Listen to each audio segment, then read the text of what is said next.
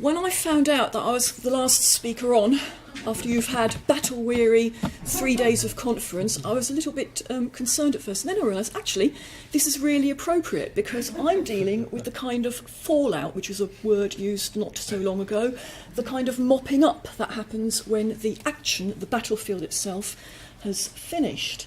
So, of course, you know, the initiation of this starts during combat, on the battlefield, but the after effects, if the person survives, continue. So let me just draw your attention to the little figure. I hope you can see at the back. This is a marginal figure in more ways than one from a late 13th century manuscript now at Yale University. Art historians just describe it as a hybrid drollery. A drollery, of course, being something that is meant to amuse you and you're meant to feel kind of, you know, bemused by. This is the only image of an impaired knight that I have yet found. If anyone comes across images of knights, not common soldiers, knights, showing a physical impairment, what we now call disability, please let me know. There is a distinct absence of knights shown with physical impairments, and that's one of the reasons that's one of the things I will try and explain as I go along. Why is this an impairment and not just a wound? Well, if you look closely at the stump, his right foot is missing. So whereas a wound is something that either kills you or you recover from, a foot that will never grow back again, unlikely, is something that leaves you that gives you an impairment. Disability, which is another word I'll use, and probably the more familiar one to you, is the kind of social construct that's laid on top of impairment. So the injury itself, the physical, the anatomical condition of its own doesn't disable you. Yeah, that is something I've taken from, that's enough theory in one go. I've taken this from modern day disability studies, and I think it's quite important to bear that distinction in mind. Medieval warfare, no doubt, had its share of disabled casualties, like most warfare, even today. However, the sources, whether they are historical or financial or literary records, or art history for that matter, only seldom mention the impairment of knights and other warriors of all ranks as resulting from combat. The only other kind of direct related image that I've found is this one here, made about 1461-62. It's the Wheel of Fortune, and if you look at the bottom right-hand corner, it's this scene here that I want to draw your attention to. It's probably to be read as a kind of sequence, what happens. You have a group of soldiers who are attacking crossbowmen and viciously hacking at somebody, and here he is with bleeding arm and leg stumps, and there he is kind of in civilian life on crutches with wooden leg stumps. So this is the only kind of artistic representation that shows that direct kind of consequence that I've found so far in medieval art, never mind the drollery of the knight. So such references, whether they're visual or textual, remain very scarce. There's undoubtedly those who did suffer serious wounds despite their armour, so, you know, we kind of tend to think armour protects from the worst of it, leaving them with permanent impairments of one sort or another, but these are rarely recorded, and the big question is why. Now, one group of people, I think, who may have been particularly at risk, particularly in the later Middle Ages, or whose life after battle was more than uncertain, were people who didn't have a kind of maintenance contract. So from what I gather, the commanders, the people who are in charge of a number of other men, they're more likely to have had some kind of pension. But it's that common soldier, and especially, this is evidence from elsewhere in Europe, if they're mercenaries, the terms and conditions apply for the time of engagement. What happens afterwards apparently is of nobody's concern, and that is a big problem. And that is where I argue impairment turns to disability. So if men who rarely receive a pension, even if they've become impaired due to their combat, their battle action, they may very often have ended up begging. That's the kind of social outcome of this. If they reached old age at all, unless they were lucky enough to receive help from some quarter. And this is where my quote on the right comes into it. This is from Thomas More's famous Utopia, obviously written 1516, but he's looking back at previous events, the ineffectual besiegement of Boulogne in October 1492, and the Cornish Rebellion, excuse me, subdued in June 1497. Sorry, totally losing my voice. The main thing there is that someone is physically,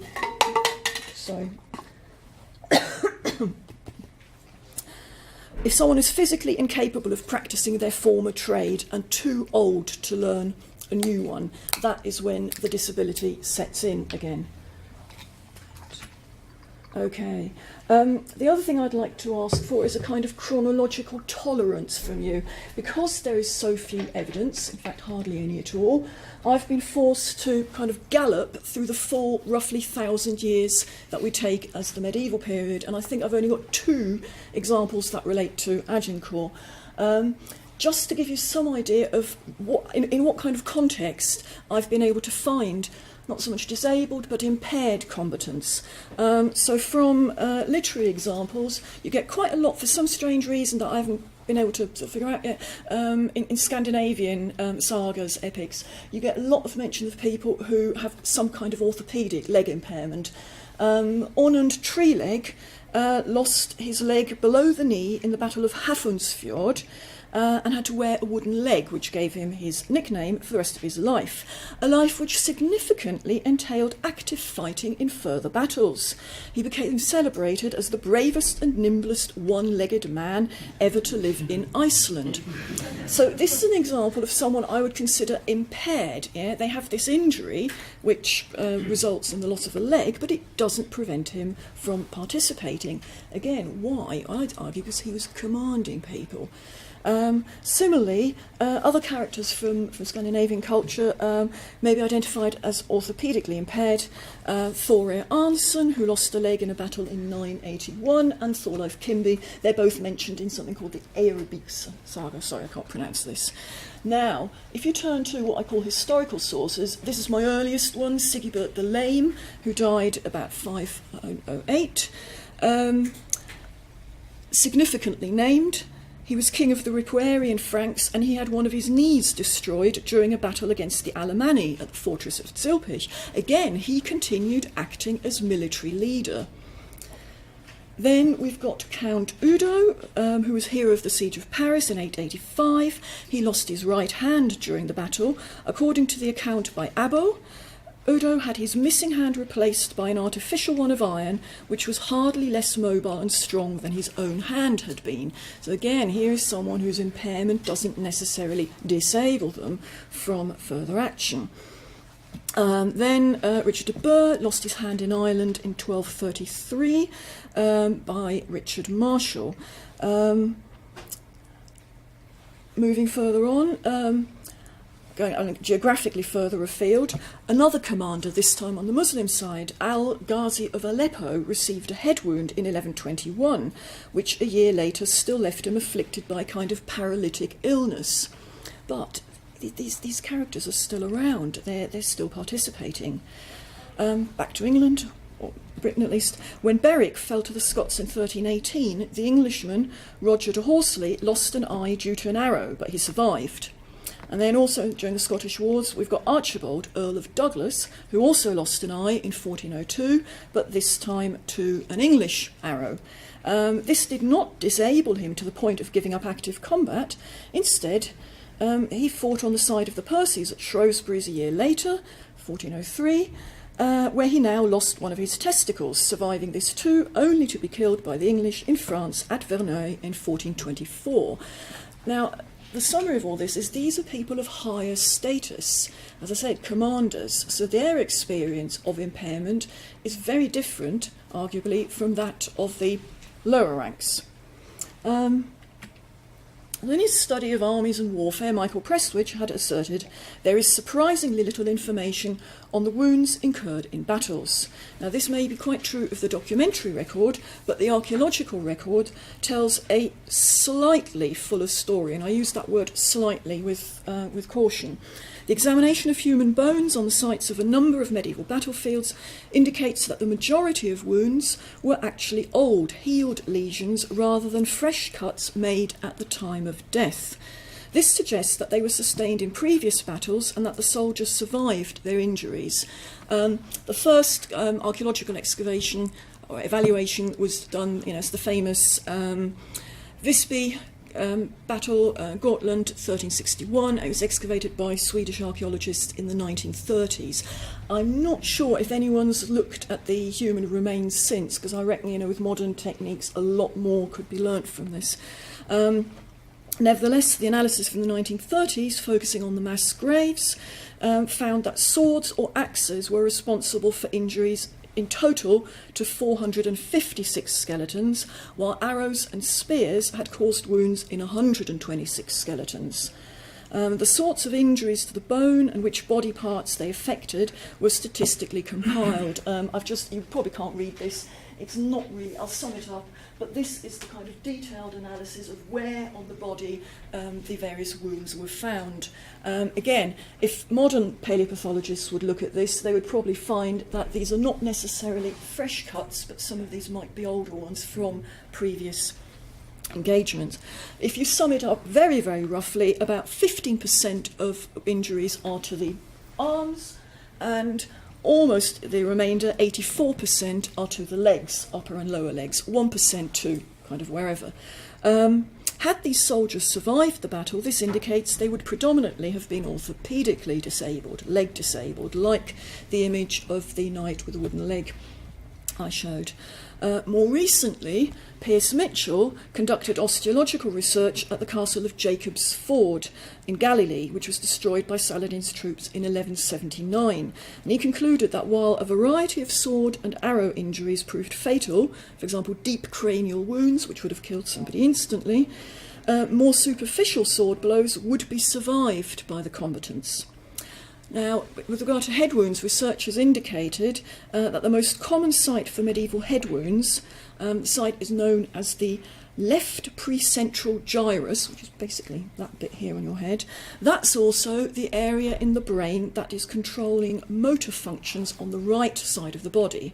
Yeah, so if you get a whack on the left side of your head, the right side of your body is liable to be paralysed. So head wounds are not just head wounds. Head wounds can also result, if it goes deep enough and there's brain damage, in paralysis of the corresponding, or the opposite body side. Since most people seem to be right-handed, when they're striking an opponent, they're hitting the left side of the head, and therefore the right side of the body would be affected. And this is actually, the laterality of this kind of injury is actually corroborated by the osteological evidence. The majority of trauma is consistent with the handedness, the right-handedness of combatants. Now, the other side, the archaeological site probably best known to you is Towton. I probably won't have to say too much about this because you're probably familiar with this. Just to focus on the injuries that may have been sustained prior to Towton. Of the 37 individual remains from the mass grave, most victims died when they were in the range of about 26 to 35, with 2 men aged over 40. So that gave these 37 guys a mean age of 30. As such, the average age of the soldiers killed at Towton is considerably older than comparable mass graves or burials, dating either United States 1812 or Korea in the 1950s. And I think this is interesting in contrast to more modern warfare because the age range is much higher. These are not really, really young men. These are not 20 years old. Yeah?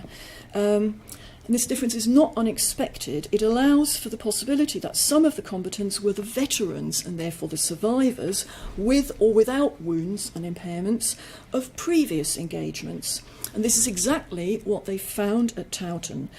12 of these 37 displayed healed fractures. Of these healed fractures, 29% constituted fractures of the lower limbs, which could have been sustained while fighting or training to fight during late adolescence. The men who were buried at Taunton were highly active in life, and some had bone changes, especially to the upper limbs, which are concomitant with strenuous activities commenced in youth. There's this training with a bow or with heavy uni-manual weapons. Taken in conjunction with the evidence of having sustained previous injuries, some may have developed these conditions in military pursuits. And one individual, known as Taunton 16, and that is the image of the jawbones and the facial reconstruction here, he'd received a wound to the left side of his jaw. Remember the handedness? Yeah, so he's being struck by a right-handed person, gets hit in the left. While another, Taunton 41, had sustained a cut to the top of his cranium. Now, both of these injuries were well healed, without any signs of having been infected. So the type of these earlier injuries suggests that the men had been involved in violent actions, possibly other battles, not a pub brawl, to the one in which they were killed. So these are the sort of kind of background examples of impairment, or at least, people able to survive one battle, go on to fight the next, and leading to a whole catalogue of wounds. Now, we've got the rare situation, very rare, where the textual evidence and the archaeology combines, and that's been done in one case here. Sir Hugh Hastings, a Norfolk landowner, participant in a number of military encounters during the early part of the 100 Years' War. His remains have been analysed osteologically. He was aged less than 40 when he died. He already had signs of osteoarthritis, probably due to continuous practice with a sword or other heavy weapon, and his body showed general wear and tear that was possibly due to repeated campaigning. In addition to this, he had lost 5 or 6 front teeth by a blow to the jaw. That may again have happened during battle. Medical historian Carol Rawcliffe had surmised that in the late 14th century, in fact in 1374 to be precise, about a quarter of the recruits serving in the Provençal army were badly scarred on the hands or face. So, just take you back to that facial reconstruction. Yeah, that is the face of a medieval battle, I would argue, rather than those nice images in manuscripts. And many of the English soldiers, in Carol's quote, were mutilated in the wars with France, returned home in a parlous condition to beg. Now, she doesn't kind of substantiate this, but I'm just saying this. There is an awareness around that permanent impairment can have these social consequences. But, as I say, it's difficult to find the evidence. So the question of how to make a living after combat had ceased, either because the military action was over anyway, or because the individual soldier was injured and no longer fit for future battles. The disabled invalid. What happens to the disabled invalid? It appears from the scattered references in the sources that more often than not, a severely or permanently injured and hence impaired soldier became reliant on alms and begging. And this is where, again, chronological tolerance, please. I've got 2 widely apart examples, but these are about the only ones I've managed to find where that direct correlation is made. So the first one, this is from a German source. Apparently in 1177, one knight returning home from crusade was fortunate enough to have been issued with a kind of warrant for what we'd now call invalidity benefit.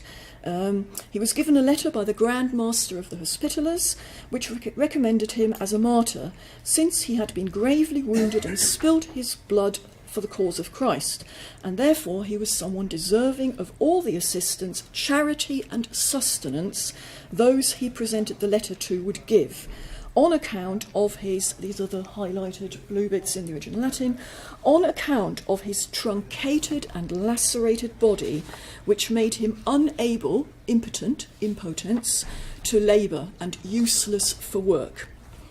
So I've paraphrased the Latin original that I've given you up there on the screen. So I think this is a very, very direct example of the consequence of someone who is so injured that they can no longer work and they need help and assistance. But note, he has to get a special letter to receive this. Now, my one of only 2 examples relating vaguely to Agincourt. This is the case of one Thomas Hostel, that's the second quote on here, who'd been involved first with the siege of Harfleur in 15, and then demonstrates what consequences repeated injuries sustained in the course of military actions could entail. At Harfleur, he received a head injury. He lost one eye and broke his cheekbone, so presumably one sort of single cut that took out the eye and broke the cheekbone. He survived that. He must have recovered enough because he then fought at Agincourt, where he was badly wounded again. Doesn't say how badly wounded. Now, at the time of writing a letter of supplication to Henry VI in order to presumably obtain some pension or other material assistance, he describes himself as enfeebled, very old and impoverished, in debt and unable to help himself. So I think even though this is 3 centuries apart, it shows that continuity of what happens when there is lack of social provision after battle. So coming home from war as a disabled veteran could potentially lead to a downward slope of loss of former working ability, poverty, and hence descent into criminal activity. And I've got the case here of a French guy called Jehanan Machin, who was nicknamed Short Arm, Court Bras. He had worked as a baker and pastry cook in Paris until he took part in the military campaign of July 1388, from which he returned with a crippled arm.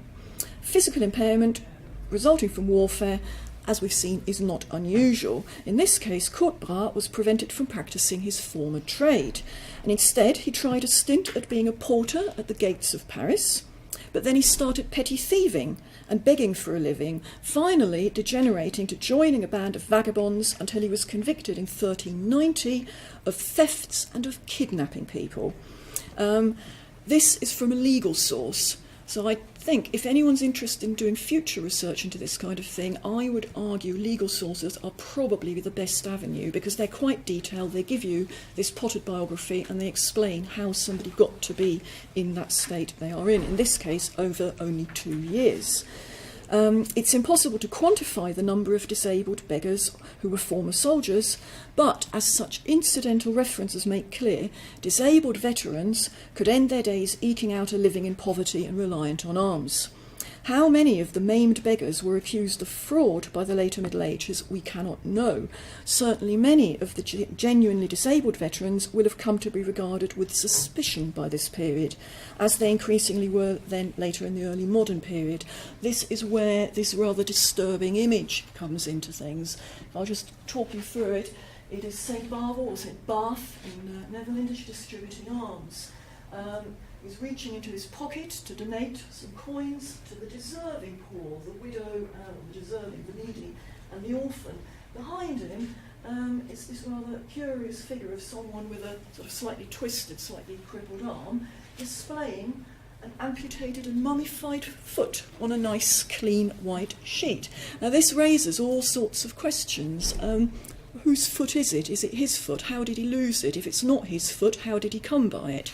Is it, mutilation due to some sort of criminal misdemeanour? Is he a former soldier? Yeah. The fact that the saint turns away from him, I think, speaks volumes. And it's this sort of attitude, by suspicion of people who are begging. Now, I did ask, where are the disabled knights, when I said, that image I used as my title was the only one. Fictional literature, which is so full of knights fighting in all sorts of martial encounters, is significantly silent on the fallout from all this combative action. Disabled knights hardly figure. A case in point is my only other example, with an oblique reference to Agincourt, from a consolatory text by Christine de Pizan, the Épître de la Prison de la Vie Humaine, which was addressed to Mary de Berry, Duchess of Bourbon and Auvergne. And in this letter, the Battle of Agincourt is not mentioned by name, but the text contains a number of references to the loss that Marie and women in general had suffered due to the damaging effects of the battle. Note that Christine mentions those combatants killed or captured for ransom, but not the maimed, mutilated, and subsequently impaired. Warfare is presented as a clean, neatly defined activity with only two outcomes: instant death or captivity. But no lingering invalid state, no permanent impairment, no disabled soldiers returning home, no liminality. Disability sits between health and illness. Yeah? Your wounds may heal or you may die from them or recover, either or, but as a disabled person you are neither sick nor healthy, you're always in between.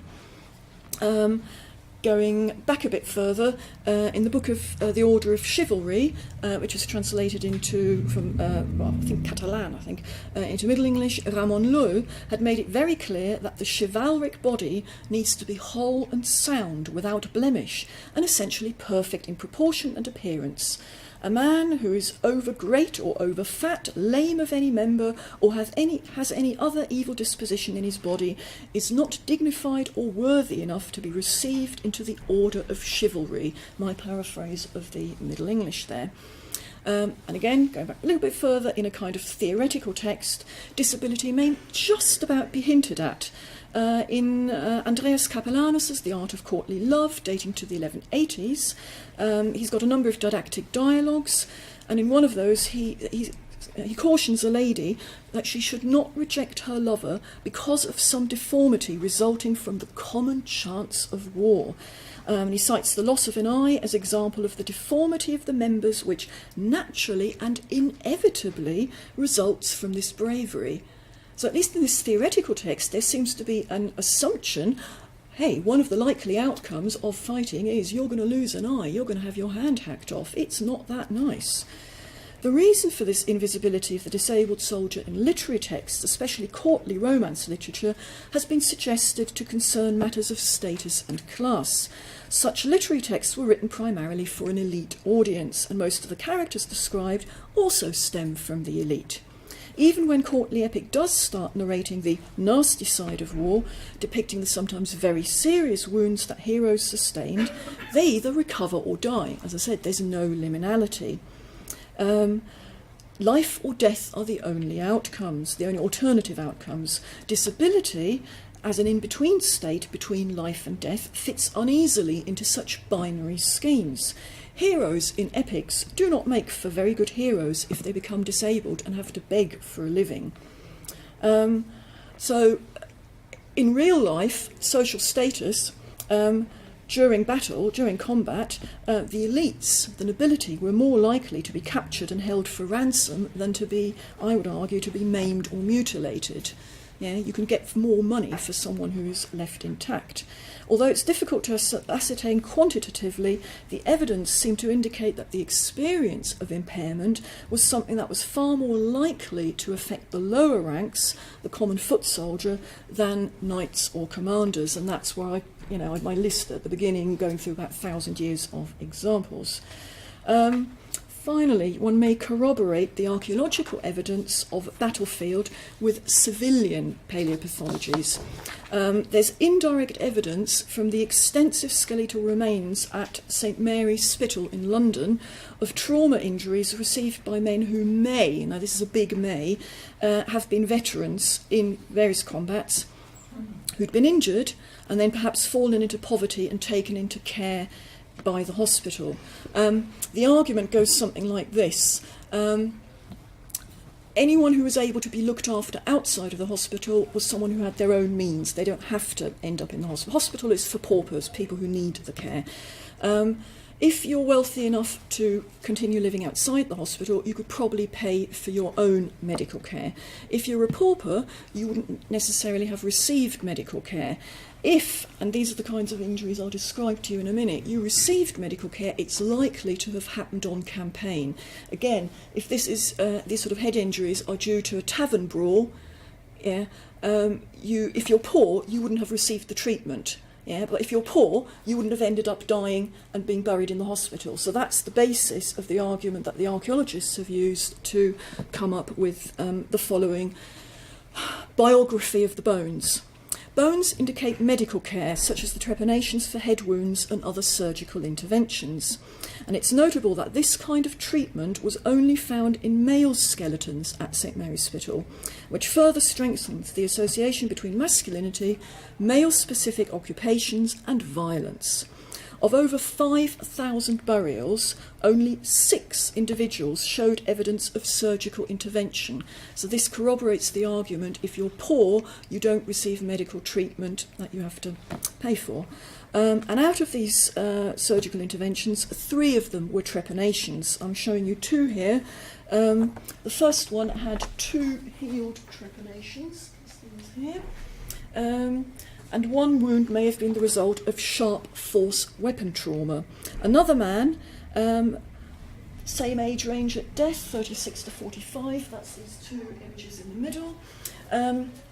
This other man had multiple head wounds and traumatic lesions to the arms. 1 head wound was a healed vertical sharp force injury to the forehead, and at the back of his head, that's the 3rd image, he'd had another weapons injury. This had been treated by enlarging, probably to remove bone splinters.